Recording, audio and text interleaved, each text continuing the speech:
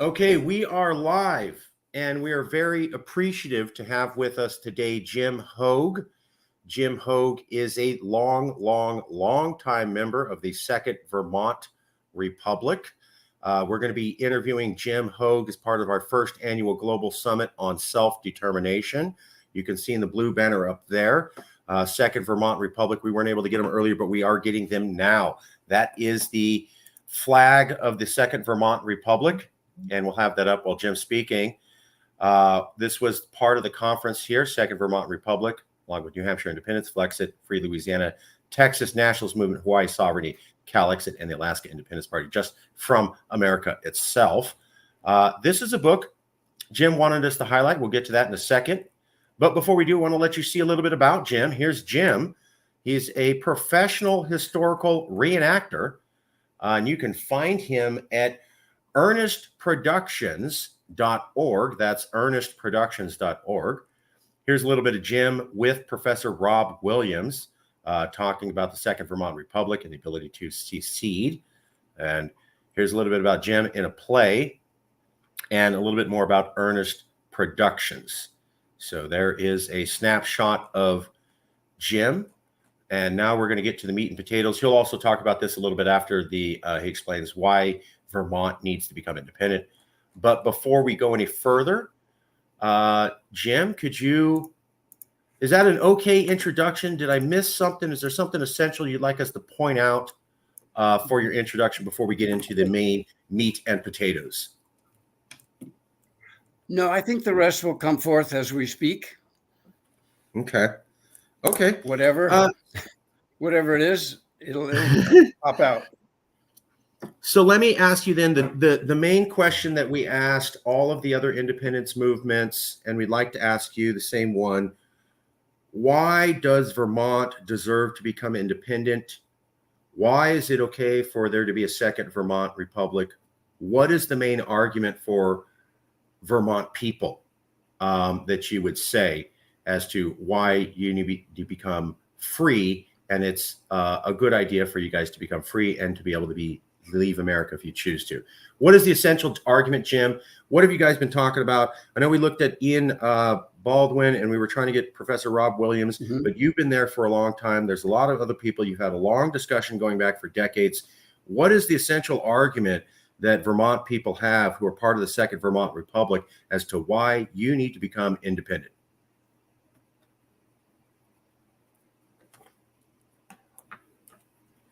Okay, well, I'm glad you asked that. The answer to that is not, the first answer to that is not specific to Vermont. It's specific around the world to any entity that wishes to become sovereign. And it goes back to two things: English law on the one side, but English breaking the law on the other side. In other words, the compact that the colonists made when they first arrived in America, that was against the law. The Mayflower Compact, they just made it up, but it became part of the foundation of this country, even though it wasn't a country yet. So these things have happened periodically around the world from time to time, where people have acted in their own behalf to become sovereign. I did a radio program on this many years ago, and I had to do a lot of extra research. And it turned out that most of these movements failed because they went up against the military. They had to go up against the military that wiped them out or that put them down. The ones that succeeded are very interesting to me, and they're very helpful in looking at the movement. But back to your question, why is it that any place ought to become sovereign? Well, if you look at the American Revolution, you can ask Thomas Paine, and he's got the answers. Madison, Franklin, Jefferson, Washington, they all answered that in the Declaration of Independence itself. Because after a long period of abuses, it's time to stand up on your own 2 feet. As I hope all your listeners know, the American movement toward independence was a movement of secession.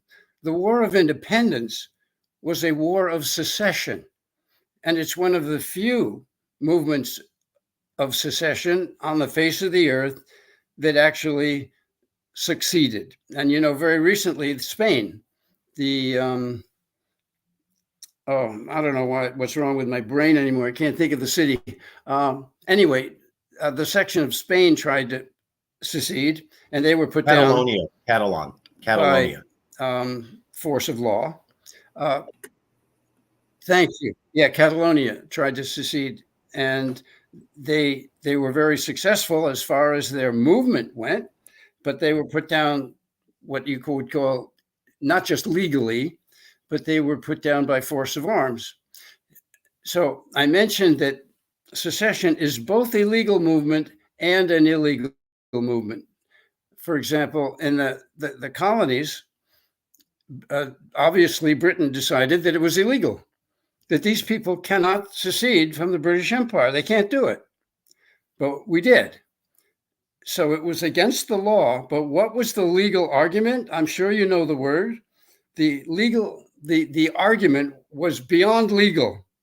The argument was that we have an inalienable right to secede.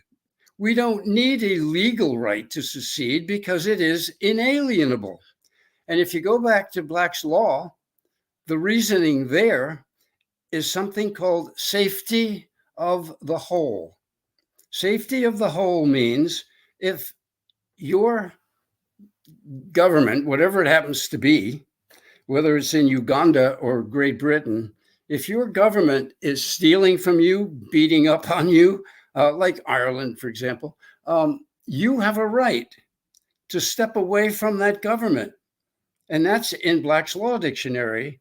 If you look up safety of the whole, you will find a lot more about it than I could tell you, that's for sure. And that was the rationale that Ethan Allen had in Vermont. And it was the rationale that the larger group had in seceding from Great Britain, that there was a long string of offenses against the people of the colonies, and it was time to leave. That's it in a nutshell. So that is why any entity ought to be able to secede from another entity. In the case of Vermont, to get back to your Vermont question, Vermont was battling, or I shouldn't say battling at this point, Vermont had a problem because there were 3 entities that wanted to keep Vermont, that region, known as the Hampshire Grants, by the way, at the time, wanted to keep that region under their own power. That would be the British Empire, that would be the state of New York, and that would be sort of a combination of Connecticut and New Hampshire. So Vermont had to create itself. And you could read any history you want about Vermont, and it's the same. They all agree, and they're not just copying one another. They all agree that Vermont invented itself.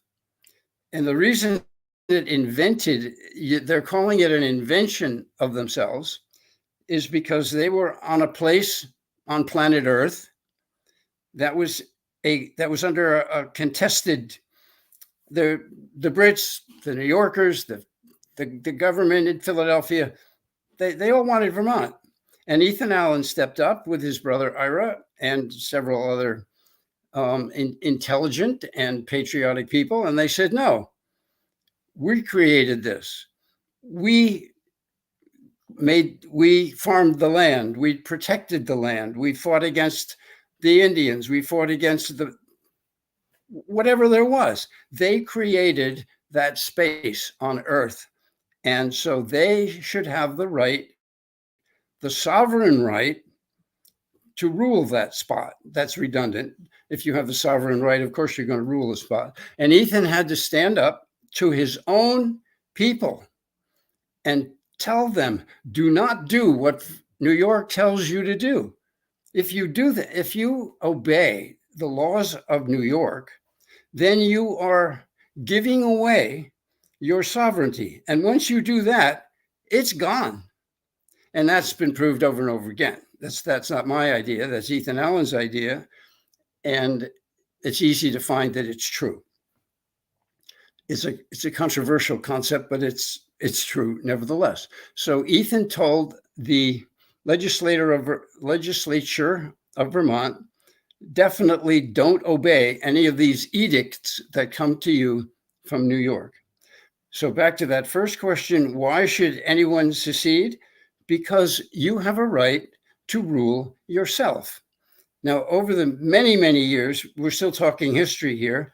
The big one was the Civil War, of course, but over many years, the states have surrendered their sovereignty bit by bit, sort of like boiling frogs. So they didn't think of it as surrendering their sovereignty, but that's indeed what they were doing.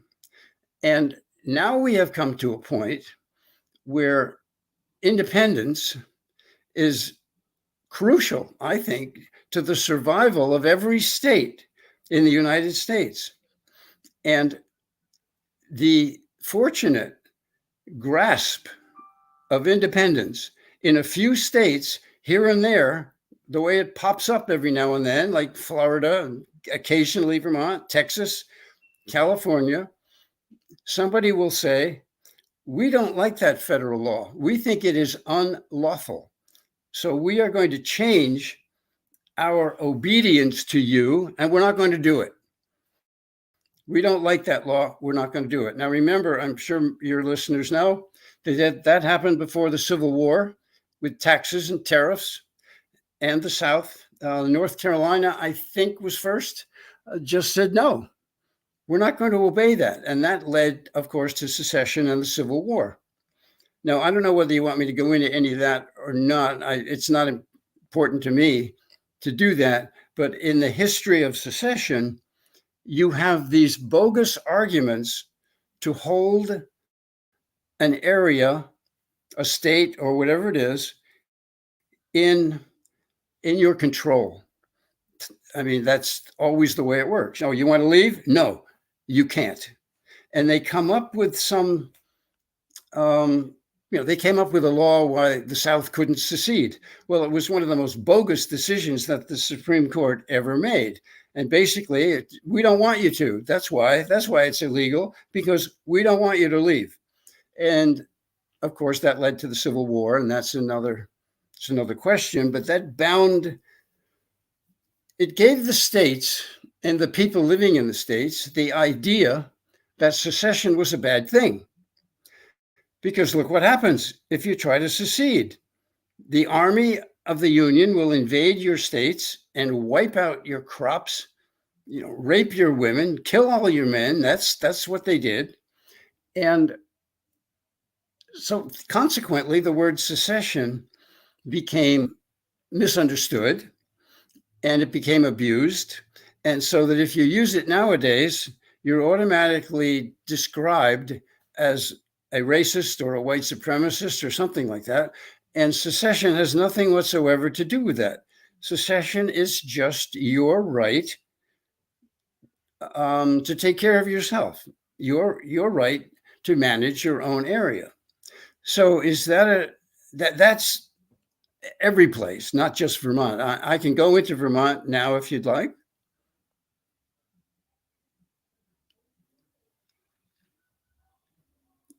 There's a long delay here, so I can't tell if you're asking. I'm talking right now. Sorry, Jim. And sorry for the audience. We have a lag. Great explanation, Jim. Mm-hmm. I did not know about safety the whole in Black's Law, and I've studied this for a decade. That was fascinating to find out about it. I knew that Vermont was independent of the 13 states when they joined the Union, right? And that's why they could say we were independent, because we were separate from the Union and then later joined, which legally means you're independent. Also, the Treaty of Paris from the Revolutionary War listed 13 states with a capital S, meaning nations. Most historians never discuss the Treaty of Paris. They talk about the Declaration of Independence or the Constitution. The Treaty of Paris was actually the legal document that ended the war and allowed America to become a nation because it was recognized by France and England. And in that, they say 13 states, capital S, meaning nations. You'll never hear about that. But I want to get to some of the more detailed, bogus arguments for why Vermont secession isn't legal. I've heard what you've talked about. I remember seeing legal scholars and professors say, well, secession is illegal. Okay, well, why is it illegal? The Civil War. That's not a complete thought. And I was like, you're a law professor. There should be a law, a citation, a reference that you point to. The entire American legal system is based upon stare decisis, which means previous legal decisions. I'm seeing Supreme Court justices and lawyers go, secession is illegal. Why? Because the Civil War. That's not a legal answer. They're not pointing to a law. So I found that disingenuous from the beginning. Well, it's stupid. It's ignorant from the beginning because there is a law. It's just a stupid, bogus law. And I'm off the top of my head, White versus, you can Texas look it up, versus White. There is a law. Texas versus White. Is that it? Texas versus White. Texas versus White. Okay.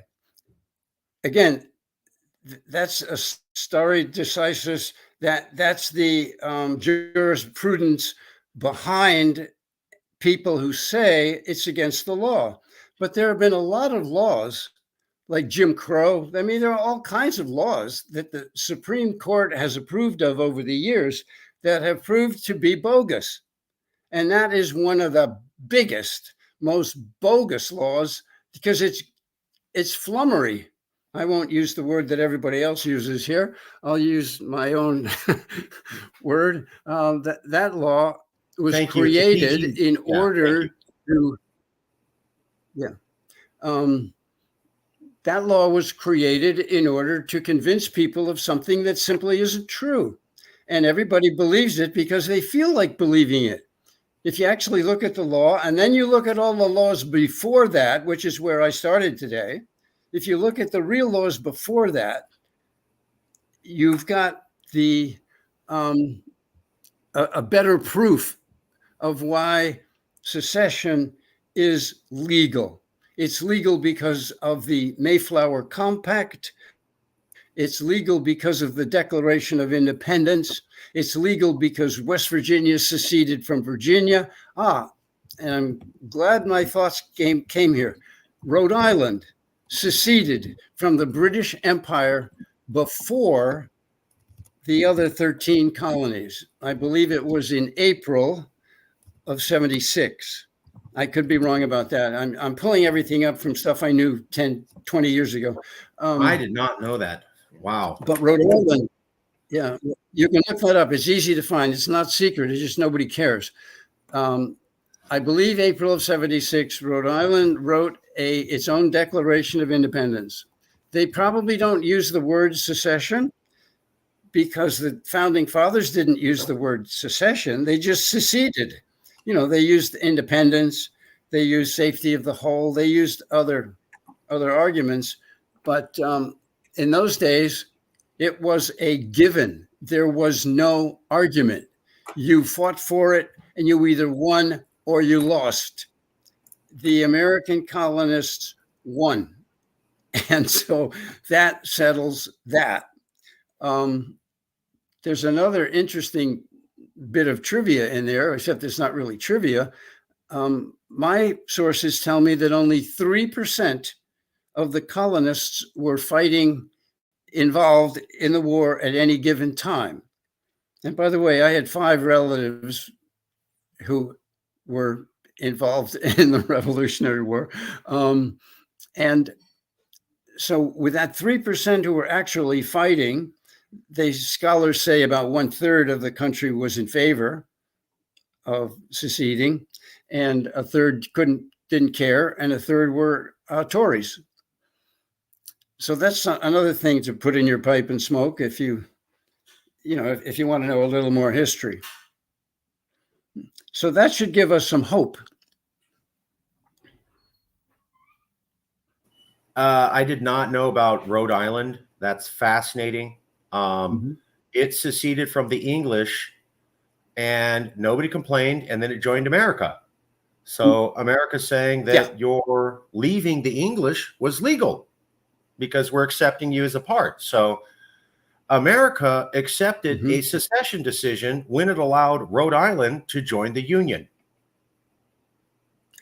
But yes, that's true. But it was also irrelevant because it seceded again.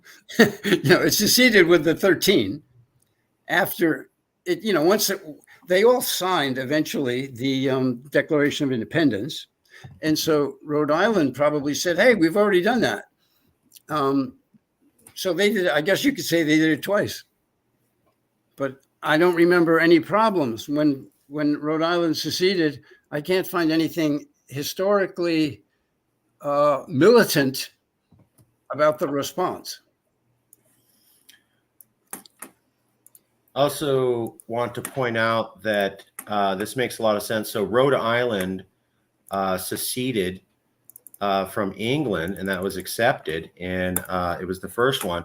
Additionally, another legal wrinkle to pay attention to, I'm going to try to get both of these on the same page, was in 1812, when before the Civil War, where Rhode Island discussed secession again from America to rejoin the English. No one in America said that was illegal or wrong. They may have not liked it, but nobody in 1812 was saying, you can't do that. That's fundamentally illegal. And this is 40 years before the Civil War. So we're actually talking the time where the founding fathers are alive, or they just recently passed. Rhode Island says we want to look into secession. Nobody says you can't do that. And so this not only that, but there was it was what was called the New England Secession Movement, and that was in 1812. So I'm sure that the Long Island business was part of that, even though Rhode Island said they wanted to join England. The New England Secession Movement in general was to secede from what had been created as a government, and they didn't like it. They failed. It didn't work, but nobody came to arms. Nobody came to blows about it.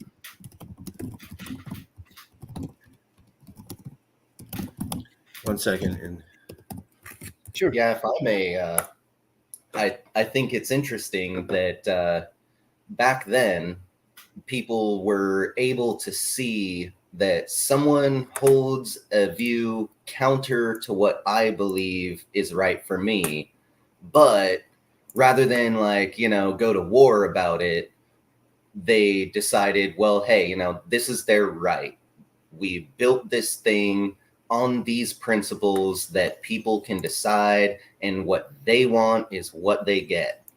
And, nowadays we see, Vermont secession movement getting, doxxed on YouTube and getting, filtered out. We see all sorts of secession movements really being undermined very actively. People spouting off real bogus arguments about, oh, you can't do that, it's illegal because of the Civil War, stuff like that, right?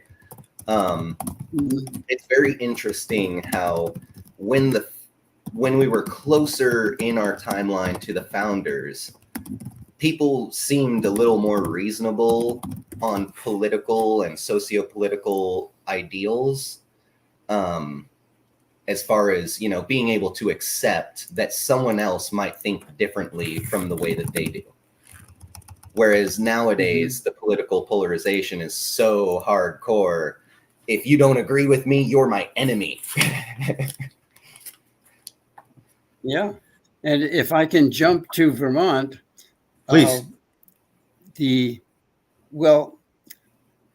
Going back a little bit to Ethan Allen and the Green Mountain Boys, they did form an independent country, and they even wrote down that it was independent of any influence on Earth.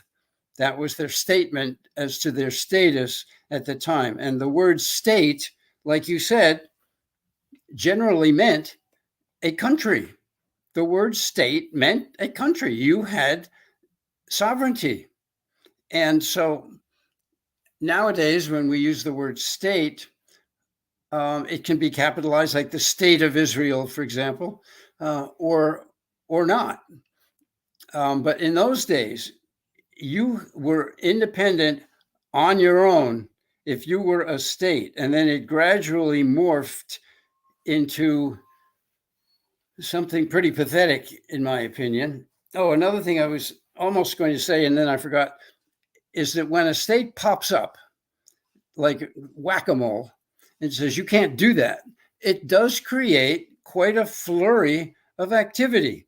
I can think Florida, I think Tennessee, making chemtrails illegal.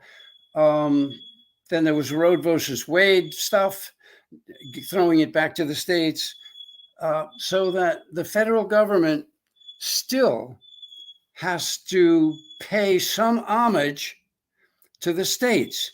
Now, they hate that, in my opinion. That's what this New World Order thing is all about. They hate sovereignty, individual sovereignty. They hate it when people with brains come forth and put forth ideas.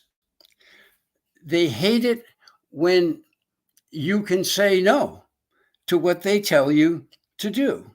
Now, that has been broken down lately, very lately, between liberal and conservative. I think that's unfortunate because it's not that simple. It looks that simple. I give you that. But there's really more to it than that, because the history of the liberal mind is one that thinks that was the point of a liberal education, was so that you could see both sides of an argument, all sides of an argument, and come to your own conclusions. But the liberals that we look at today, oh my God, it's frightening. It's the exact opposite of that. Now, in Vermont, if you went without a mask, which I did always, I never wore a mask, you would freak people out. They wouldn't let you into a store. Now, tell me that that's democracy. Tell me that that isn't tyranny. Tell me that that isn't totalitarianism. And these are the people, the free, liberal people in Vermont, who were keeping you out of the store if you didn't have a mask on. Unless it was Walmart, they were a little more liberal than the tiny little store on the corner that wouldn't let you in if you weren't wearing a mask. I'm sorry, Jim. I got to stop you. We don't want to upset the YouTube gods, so we need to move past the discussion about the previous medical emergency. Sorry. If you could just move on to the next point. No more talk about the previous medical emergency, please. If you move on to your second point, I really appreciate it. Sorry very much. Okay, no problem. We're there now.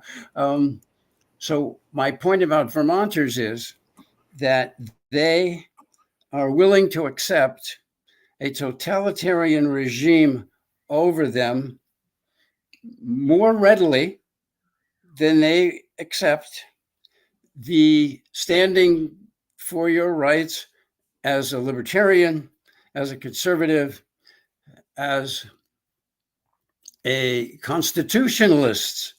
I mean, have you heard that? Constitutionalists are now racist because it's convenient for people to call them something. So they make up some nasty term if you believe in law and you believe in the Constitution, when the Constitution was the most liberal document, historical document maybe ever written. So these people are lost. They don't have a grasp of history, and they don't have a grasp of what leadership ought to be and what a state ought to be providing for its people.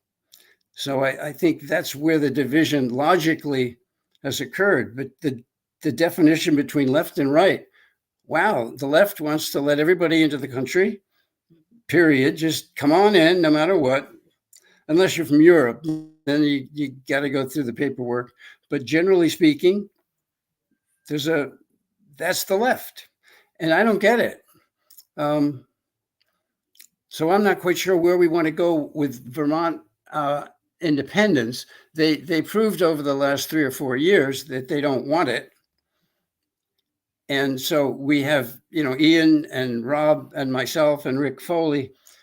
We're there. We're here. We've got our legal reasons. We've got our historical reasons, our inalienable rights. We've got logic on our side. After all, the deep state and the world at large is in a unique situation now because of nuclear war potentially facing us, if not actually facing us today. The argument between whether or not the United States should be allowed to place long-range missiles in Ukraine is an argument that could only occur with psychopaths. I mean, who but a psychopath would want to put long-range nuclear weapons in the Ukraine and aim them into Russia? So that, what is it? I could go into what a psychopath is. A psychopath is someone who has no sense of empathy. Oh, okay, go ahead. We don't. We'll try to keep it political. I appreciate the analysis. I think what you're pointing out is that when you're a state of America, you're tied to this military empire, which is making very dangerous decisions that could get all life on Earth wiped out. And as a Vermonter, as a Californian, I imagine you're like, I don't like that, and I don't want to be part of that. And I don't see how you're protecting me by pushing the whole planet closer to nuclear war. And I'm tired of being part of this military empire with over 200 bases in every country in the world, and it has 700. Thank you. And has started more wars in the last 10 years than any country: Iran, Russia, China. It's America, and has killed more civilians than any country. Nobody brings up the 500,000 to 1 million dead Iraqis of the Iraq war. When I hear about Russian fatalities in Ukraine, they're talking about 13,000 dead Ukrainians. And then America says, well, Russia's evil for that. Well, we have 30 times the number. So does that mean we're 30 times as evil as Russia? This discussion is simply not had in America. We talk about how evil Iran is, and North Korea and Russia and China, and how many people they killed. And then we never discuss how we killed 500,000 civilians, not terrorists, not people shooting back, civilians in Iraq dead. And that's revised from the earlier estimate of 1 million civilians killed. No country comes close to that in death totals. You got to go back like 50 years to find something like that. It's only America that's laying out massive amounts of people left and right. And if you look at the Ukraine war, America forced that to happen. Ukraine had a deal with Russia and Turkey, and then Boris Johnson came down and said, don't do that. That was about 2 years ago. So they had a deal to end this. And then America asked them to stop it. And in result, 600,000 young men in Ukraine are now dead or have their legs and arms blown off. So, yeah, I don't think that was productive. And I'm disgusted to be part of that. We're in California, so we protested Vietnam, Iraq, the whole thing. But I absolutely agree with you. Dangerous to be part of this empire. Yeah. So we are an anti-empire organization. One of our slogans is the untied states. And when you look at it quickly, it looks like united. But you look at it and it's the untied states. We are an anti-empire organization. And, you would think everybody would be, the whole mentality of America going back to the colonial times is leave us alone and we'll leave you alone. And look where we are. So you need to actually wipe out American history in order to push this stuff forward. In order to make people buy this, they have to forget what the good side of America has always been. There's a bad side. There's a military-industrial complex, but that's what we're against. That's why we're secessionists, because we're against the military-industrial intelligence pharmaceutical complex.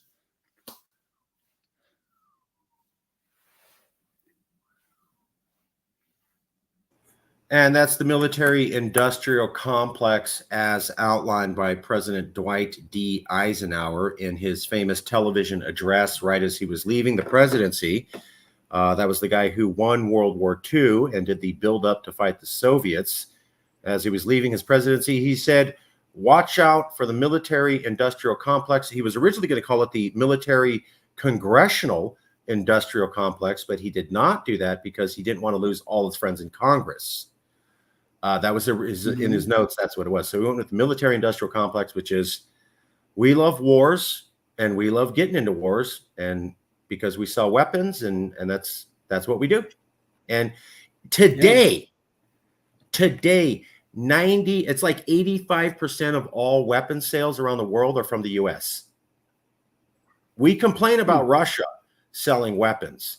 They sell about 10 to 15% of weapons on the planet. We sell about 85% of all weapons sold to anybody around the planet. So military industrial complex, and like you said, 700 bases around the planet. It's obvious it's a military empire.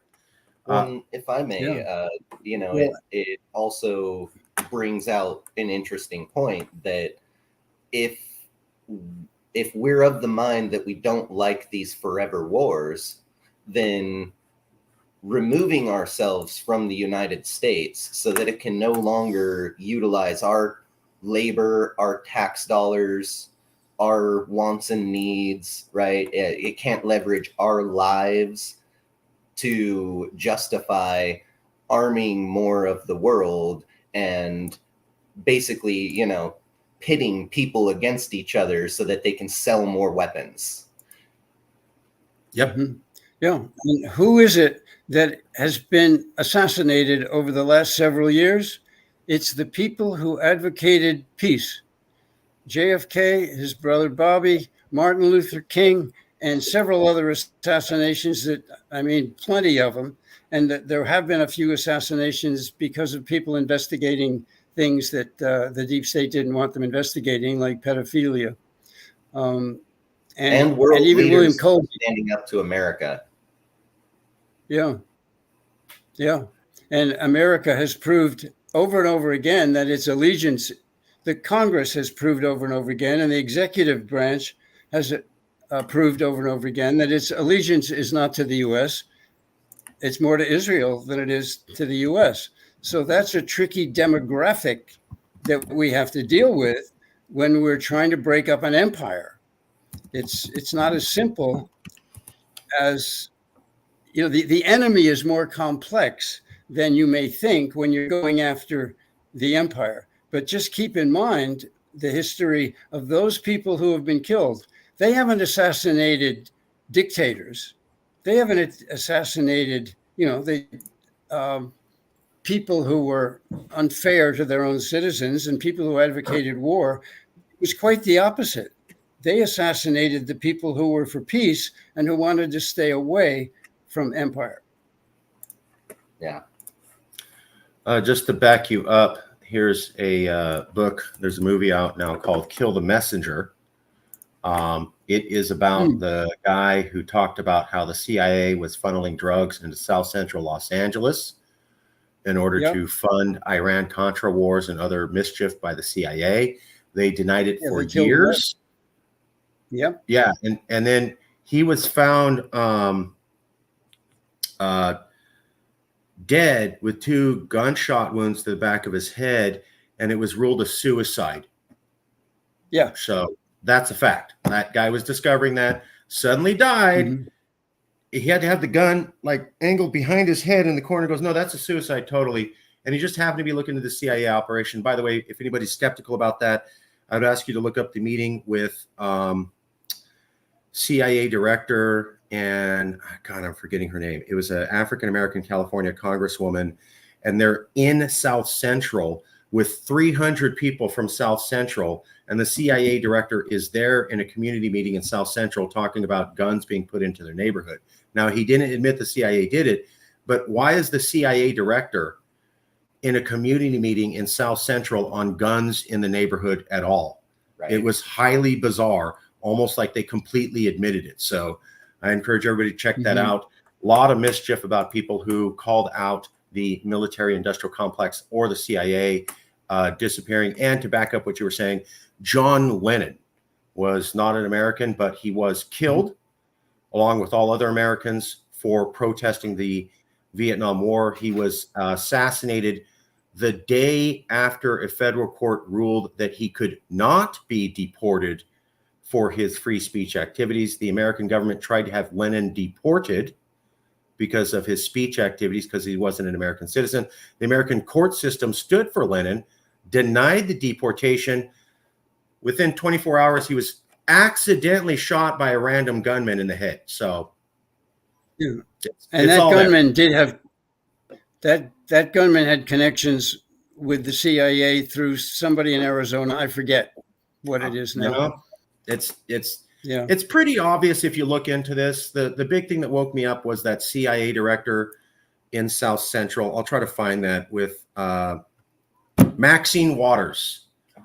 Maxine Waters is her name. CIA director. Brilliant. Maxine Waters. She was wonderful.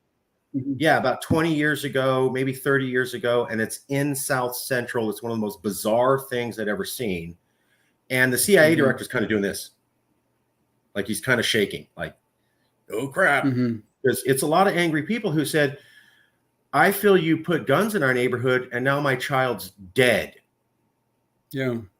Thank you for doing that, CIA. One of many other journalists killed was the guy from Vermont. I mean, his name escapes me at the moment. His car blew up, but they thought he just, lost control of the car and drove it into a tree or something.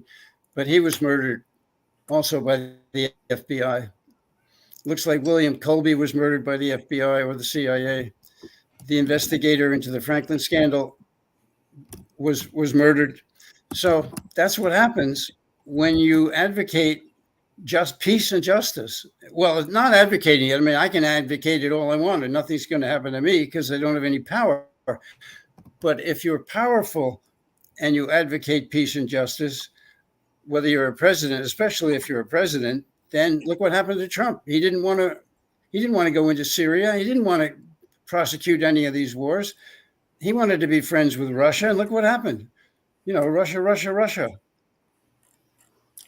Well, and also my favorite thing is that, and just full disclosure, I'm not a Trump fan, but I get what you're saying. I understand what you're saying. And one of the things that always grabs me is they'll say, if Trump's president, he's going to start a war. What's that based on? As somebody who's not a Trump fan, I have to ask myself, what is that based upon? Because it's the Democrats that keep getting us into wars, and Trump was trying to get us out of wars. Now, as somebody who doesn't like him, but I'm going to pay attention to the facts, I see Democrats left and right going, oh, he's going to start a war. He's going to start a war. He's a warmonger. Based on what? Based on what? Because you Democrats have done Israel, Ukraine, Libya, Afghanistan, Honduras. Nobody talks about that, etc. So it's insane. I get what you're saying. He was anti-war, and they paint him as a warmonger who's going to get everyone killed. Just to back you up, here is an article. Coincidentally, the U.S. journalist who talked about mischief in Afghanistan accidentally died in a car crash. No one was at fault. Just a pure accident that the journalist who brought down General Henry McChrystal and his staff accidentally was completely killed in a car crash not long after. Nothing to see here. Nothing to see here. Total accident. Nothing to see here. So just wanted to point that out. Yeah. Well, back to secession, there's no No, I mean, this is perfect. Sorry, Jim. I'm not a fan of the CIA. I'm Latino. My abuela told me, like, all the Latin people are in America because the CIA conquered all of Latin America and destroyed it, and that's why we're all here. So, not a fan. And that Yeah. is why Latin people are Yeah. here. You ruined the Southern Hemisphere, and that's why we're all here. It's your fault. So, Jim, tell us more about secession. Sorry, I'm going to get off my high horse here. Apologize. Okay, no, that's you've led me into a very, very important area, because there's no stronger way of telling these people that you've had it than secession. What is more powerful than saying, okay, you had your chance, you destroyed Latin America, South America, you murdered people in Argentina and Chile, and you've had your chance and it's over. And Kennedy said the same thing. He wanted to take the CIA apart, and then he was killed for that. So if you are an advocate of secession, and we had a huge percentage, by the way, in Vermont, we had something like 12% in favor of secession at one point when the survey was done. You are telling the federal government something that it needs to hear. And so every state, I advocate this for every single state, get a secession movement going, even if it's going to fail. That's not the important thing is that you're making a statement that you've had it with these people. That's it. You want to get out of it. And what I used to tell the leader of our secession movement, Thomas Naylor, he didn't quite buy this the way I do. If you secede from the Federal Reserve, you have seceded from the power structure of the United States of America. Now, you don't have to understand that. You don't have to believe me. But those of you who do get it and understand, work that one, because it's the banking system. All wars are banking wars. I've written about that a lot, and I've proved it. That if you secede from the Federal Reserve, you are essentially seceding from the federal government, only you don't have to give up. You can remain a state. You can remain a state in the Union and still secede from the Federal Reserve. So that's what I advocate, but people don't really get it. So there's not much point in doing that. A state bank is a minor secession from the Federal Reserve, and I advocated for years. North Dakota has a state bank, and I think Texas is looking into it, and it's a good model. California is looking into it too. We had some legislation. Bankers kind of shut it down from going all the way, but it's pretty good. So California has, go ahead. California has a good structure in place. You take it. I got it. California has a structure, a legal structure in place that allows for a state bank. They almost have a state bank without knowing it, but they have never allowed it to kick in. I only know that because I've been to various conferences, and some people spoke about it from California, and they explained exactly what mechanisms California has to get a state bank kick-started and operating, but it's never done it. So that's that. So I don't know whether I'm supposed to keep talking about something else or not, Well, but I will. Yeah, Marcus just got a phone call from one of the other secession movement leaders. So I'm going to take over just for a second, just so we can keep this going. Okay. I do find it interesting that what you're bringing up about what I call financial independence. As individuals, we like to talk about financial independence in our own personal lives, and we can easily understand what that is, what it means, where it goes. But then when you think about, in terms of secession independence, an entity that, it's a state or a country or whatever, having its own financial independence, that really does, and this is mainly for the viewers, because I know you're already on board with this, but that really does actually track it. If you are dependent on something and you need it in order to buy goods, trade goods, keep a home, right? Provide infrastructure or military defense, any of it.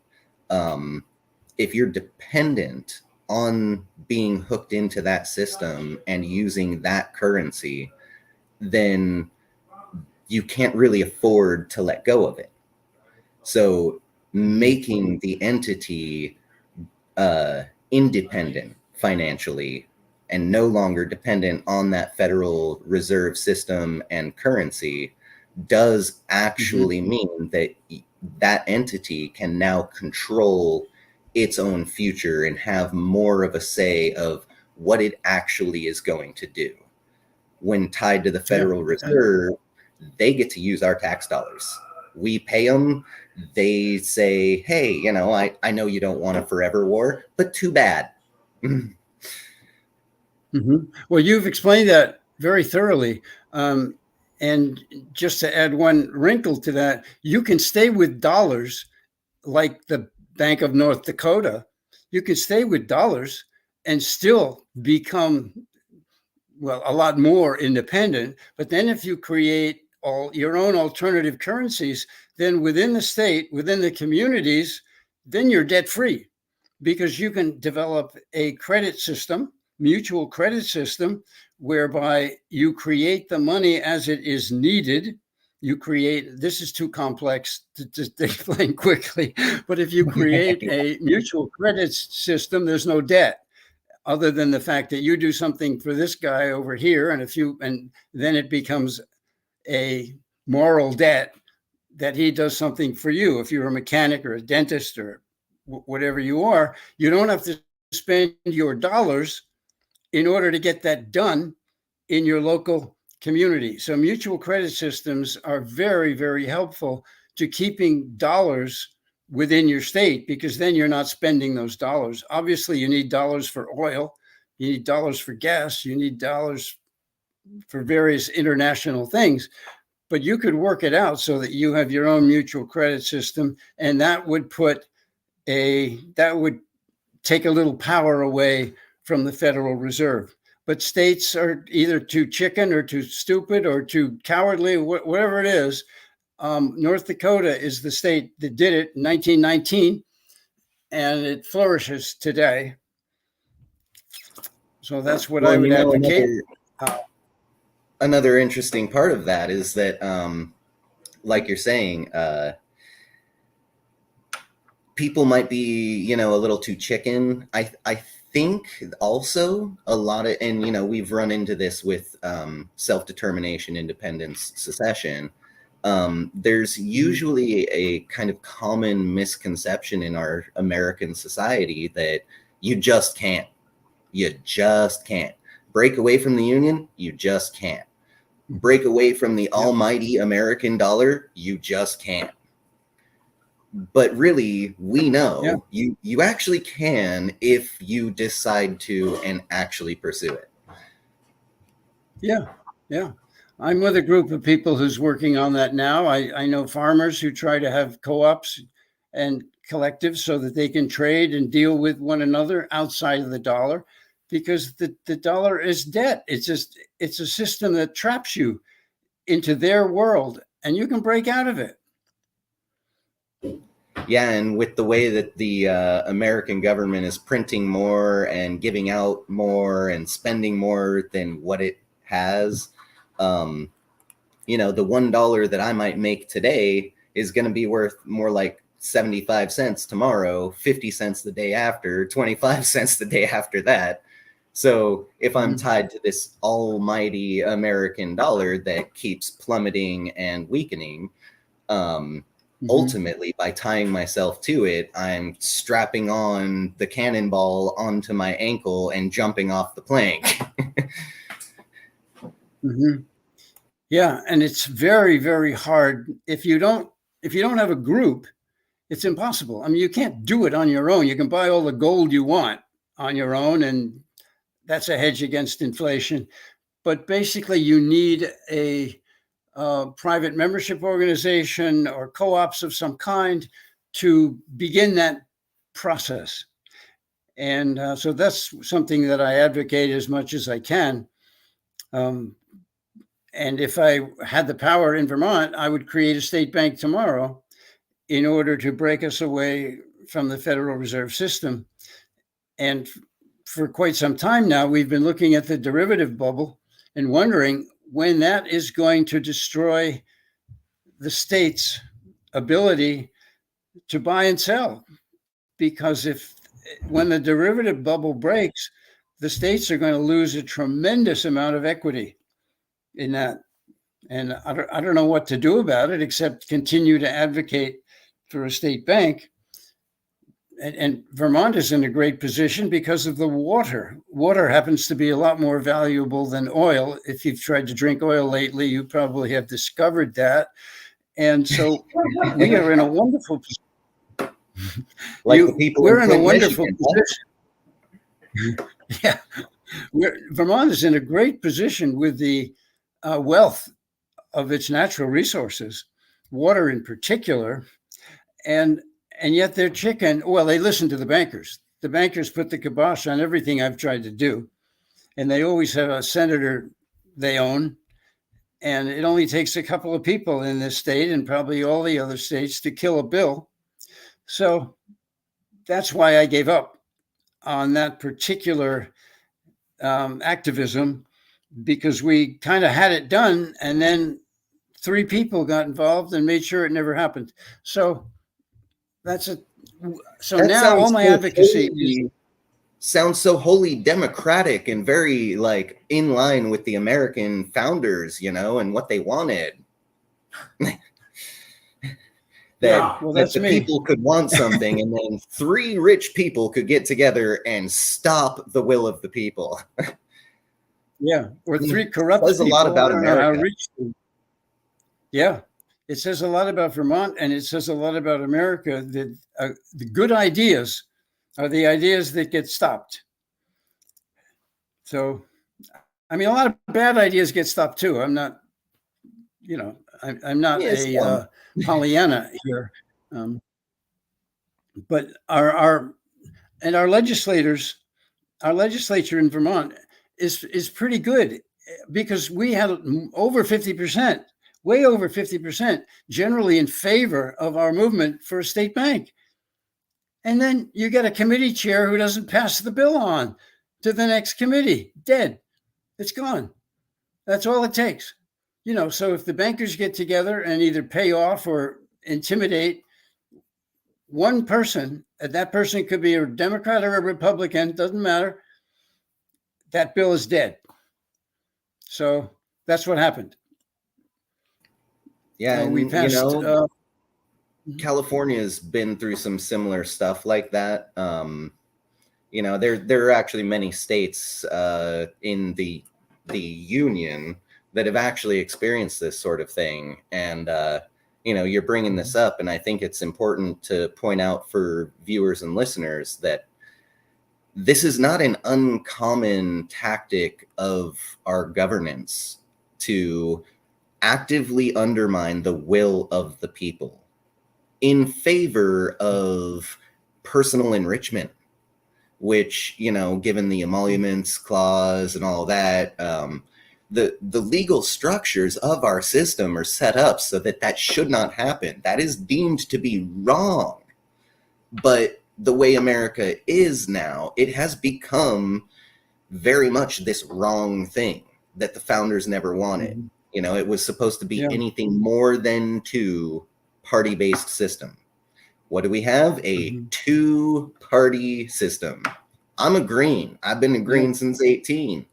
And I know Green will not get into the presidency as long as the DNC actively undermines every single Green and independent campaign. As long as as long as for governor. What was that? Go ahead. Yeah, I can't tell. I'm sorry, I can't tell when you've stopped speaking. I ran for governor as a Green in Vermont. Nice. One thing I did think it's good to mention is that my screenplay and my novel have to do with a kind of secession. The novel is about an aging attorney who quit because he couldn't trust the judicial system anymore. He knew how corrupt the judicial system was. So he became a character like Skink in the Carl Hiaasen books, where he goes off into the woods and starts his own kind of vigilante going against pedophiles, etc. So I've been writing on that theme for a while now. Yeah, that's it's a really interesting prospect when we really delve into secession, freedom, personal freedom, and entity freedom, like state freedom. It's interesting when you dive in this deep, because we're talking about like economics, and we're talking societal issues, we're talking sociopolitical leanings, all of these very nuanced, very in-depth kind of pillars supporting up this whole thing of the need for self-determination. And the further we go down each one of these rabbit holes, like, the Federal Reserve and financial independence, the more it becomes clear that America has failed. It blatantly undermines the people, which means it is no longer a good thing. It is not what the founders made.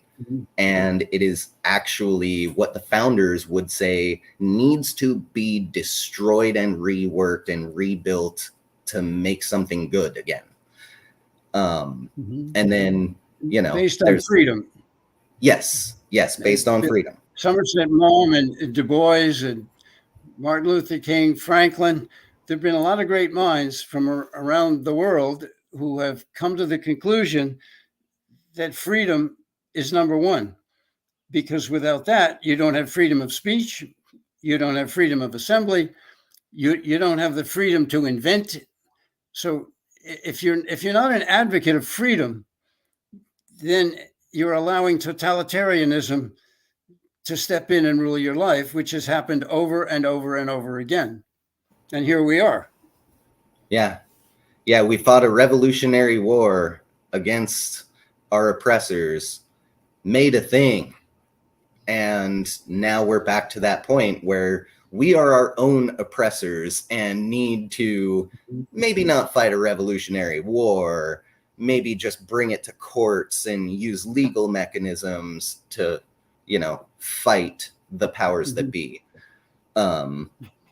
Non-physical fighting. Well, I gave a talk a while ago at a college where I explained that there's a difference between a visceral feeling of freedom and understanding that the laws have given you the right to do this and the right to do that. If you don't feel it, then it's just something on paper, and it's easy to be trampled. It's easy for your rights to be trampled on if you don't feel them and believe in them. And this was written in the late 1700s about the difference between the sweeping feeling of freedom in those days, and then the intellectual sense of freedom later on. And now it's almost as if these people think that if you believe in freedom, what is that thing that Democrats have been saying? We can't elect Trump because he's a threat to democracy. I mean, how do you answer that? It's so completely opposite of what the truth is. It's so bizarre when you have a guy who's advocating freedom and he gets dumped on for being a threat to democracy. Here we are with that.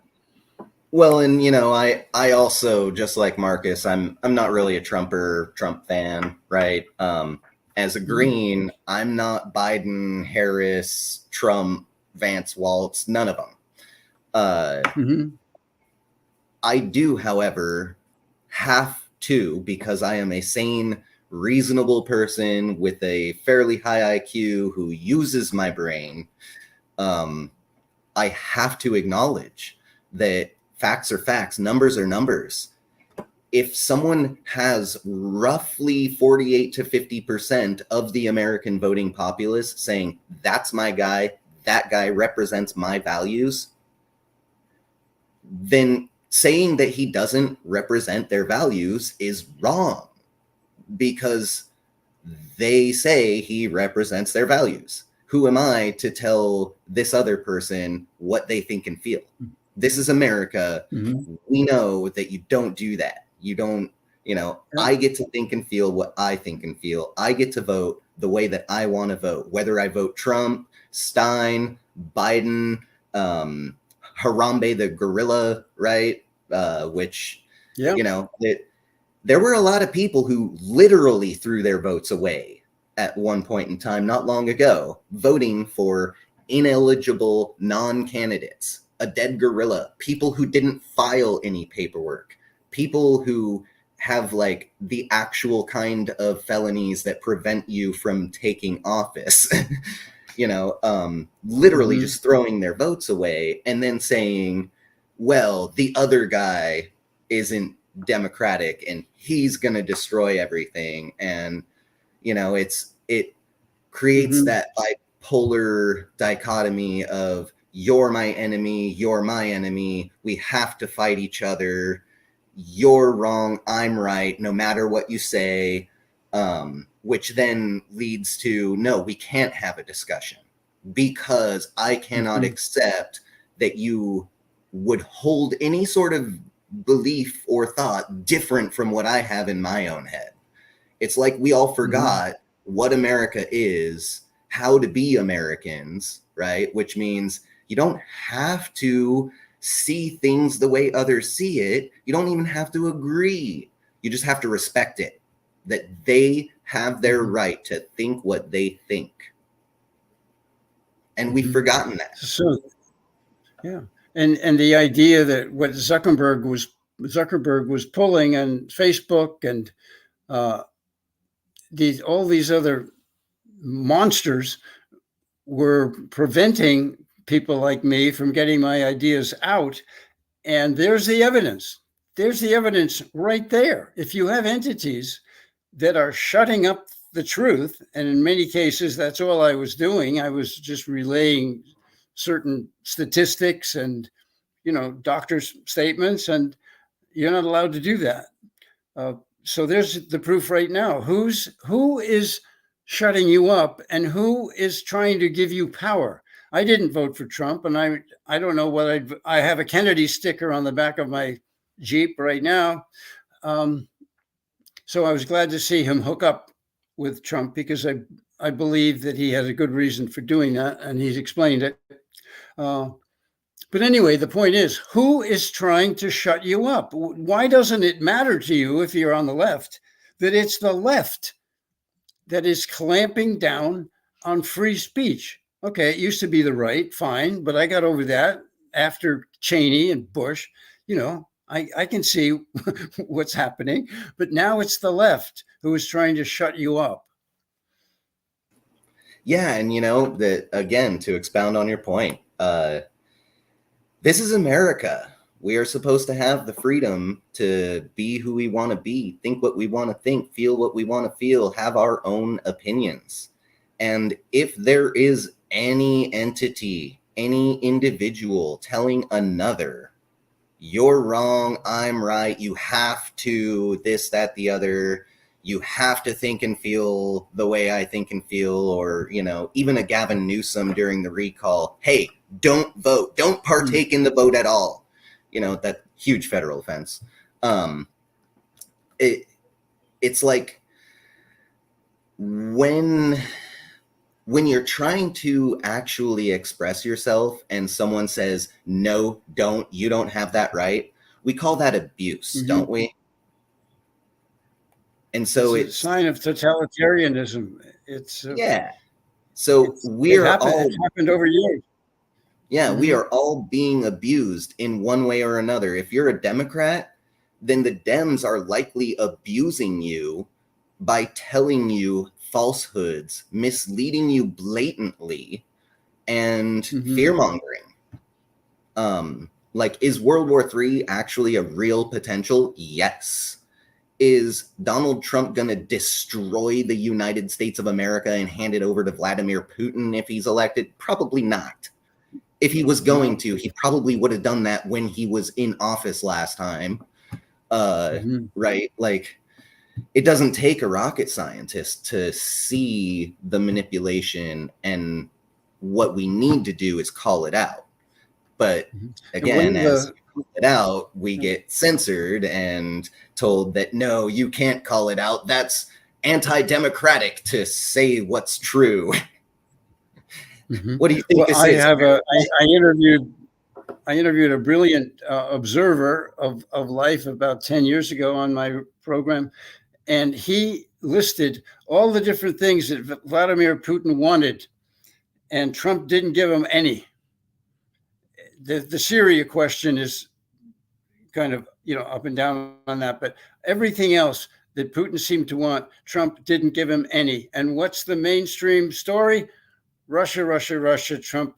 So that these blatant lies, the narrative, which is, of course, the narrative, and that's what gets you in trouble if you go against the narrative. You can do pretty much anything else. You can be a pedophile. You can be a child trafficker. You can be a traitor. That's okay, but don't go against the narrative. And this guy explained to me how there was nothing Trump did that Putin wanted him to do. And yet the narrative was the exact opposite of that. Oh, I have a question for you and California. There's a very high Spanish population in California. And I would think that if they're paying attention to anything, they would be paying attention to you. And what's the deal with this, with the Mexican and otherwise Spanish population in California? Aren't they pro-secession? Well, younger ones are. Younger ones, yeah. It's important to remember that when speaking demographically, I mean, individuals are individuals. Every person is going to vote whatever they want to vote, right? Black people don't all vote like, one singular body. Neither do Latino people or white people. It is kind of interesting, though, that demographically groups do sometimes tend to vote similarly. And that's because of the societal issues. And so Marcus and I like to point out to the border and kids being put into cages like they're rabid animals is a disgusting thing. To us, to most people around the world, it is horrific. It is disgusting. It is wrong. And it was started under Vice President Joe Biden and President Barack Obama. It was then turned up to 11 and kicked up a notch when President Donald Trump came in. But then President Joe Biden and Vice President / border czar Kamala Harris got into power and said, oh, no, it's fine. Kids in cages, whatever. Oh, there's a big pushback now that we said we don't care about the border because kids are in cages. Fine. We'll go from calling it kids in cages to kids in kennels. Like that's any better. And these people are too inept to realize that this is so grossly offensive and wrong and immoral. Right? And so a lot of the younger, especially Latino voters, they see this and they go, this is not right. This is so horrific. Like, I don't care if I disagree with this other person on a bunch of their policies. They're at least not saying it's a great thing to separate children from their parents, lock them into cages like they're rabid animals, and then sell them to the highest bidder, right? Like, I mean, that's enslavement. There are so many moral, ethical, and legal issues behind all of this. And again, President Joe Biden and Vice President / border czar Kamala Harris had zero care and concern until forced to do something and say something about it. Okay. Well, my question is, doesn't the Hispanic community connect these egregious activities with something like secession? Is there some way to go back into history, just the 1800s? Because a lot of Mexicans feel that California and Texas were stolen from Mexico. And whether they were or not, that's not what I'm about here. I'm just wondering what Mexicans think about secession, because they may believe that California actually should belong to them and that Texas should belong to them, because historically there's that connection. So I'm wondering if you hear anything like that from anybody from Mexico.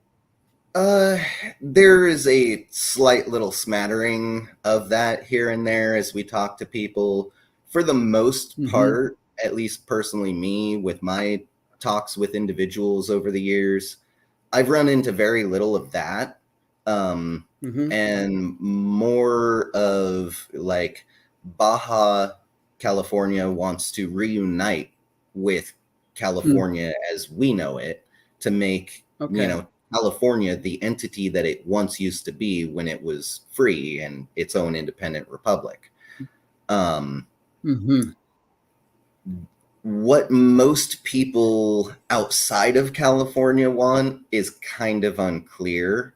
What the Latino vote inside of California wants is fairly clear, and that's that if secession or independence is the way to repair things and heal things and end the immorality within our society, that they might be open to it if it's, done right. People try to be more reasonable here, especially the younger voters, right? They see that our previous generations made some certain decisions that left us all in kind of a rock and a hard place. And so they're usually a little more careful with, considering, but we've actually got this thing that we've noticed where once people know all of the facts about CalExit, they no longer oppose.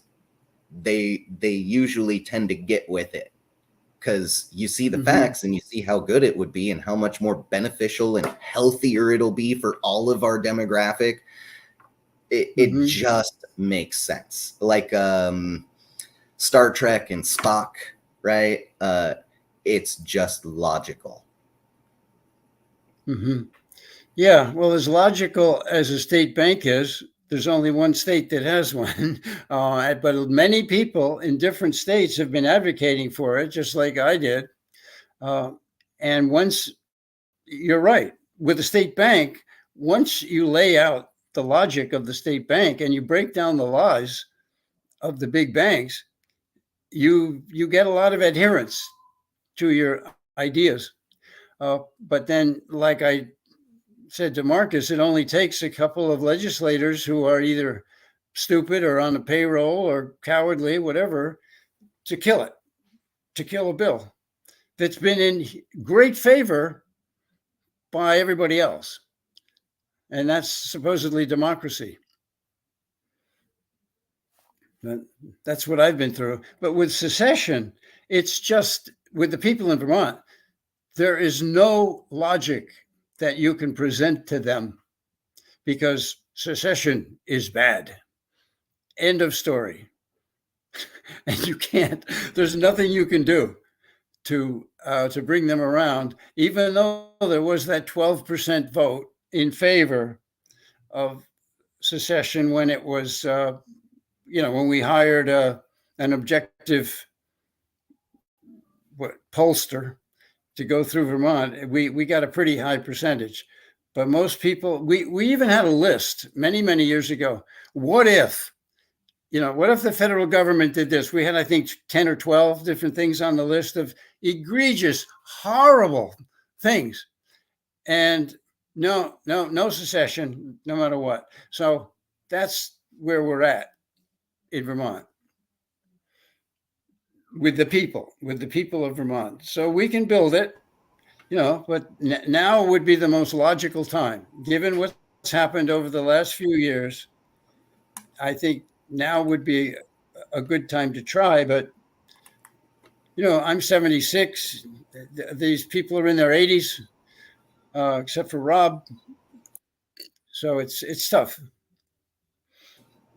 Well, yeah, and we're glad you're still with us, still hanging around, still doing it, because it is hard to find people in America these days with such staunch conviction that they will continue even when we've got our elected representatives undermining the will of the people, even when we've got highly immoral, highly illegal action being taken by our government. It is actually a relief to know that there are others who are so staunchly convicted, really truly believe in freedom and the inalienable fundamental human right to self-determination. We're going to have to close it up. Okay. I'm just saying that the people in my screenplay and my book, that's what they are. Yeah. They go for it and they do it. Yeah. Okay. Well, is there anything that you'd like us to plug? Website? I've got it up here showing everyone your videos were all the Second Vermont Republic reports. All of your videos were recently scrubbed. We too have they been were scrubbed from Rob Williams. They're up on my site. A lot of them are up on my website, but Rob Williams is Vermont Independent. They've been scrubbed off of that. Okay. Yes. So yeah, keep your eyes open. When my novel comes out, it's called RACK, R-A-C-K. And it's going to be all about that sort of thing. RACK. And that's it. Yes. All right. Check out RACK. R-A-C-K. Thank you very much, Professor. All righty. We look forward to having you on again. Thank you. Marcus is coming back to say goodbye. Thank you for coming out. Really, really appreciate it. Sorry to the audience for having some other technical difficulties with the second summit. Jim, thanks for being here. We're planning another one in February 2025. We'd love to have you and Rob and Ian and everybody there. I'll email you some more information. You were highly informative. It's difficult to educate me about much on secession. I've been studying it for 10 years, but you did it. I was ignorant about two different facts you mentioned, and thank you for adding to my education. It's hard to do. I almost know everything, and I was like, damn, I didn't know that. Thank you. Thank you. Maybe I'll send you some of the stuff I've written about it also. Please do. Yeah. Okay. If you have anything on Black's Law, safety of whole, I want everything you have on Safety that concept. yeah. Anything you have on that concept, I want to know everything you know. So we'll leave it there. Okay. We're going to leave it here. And thank you all for coming out.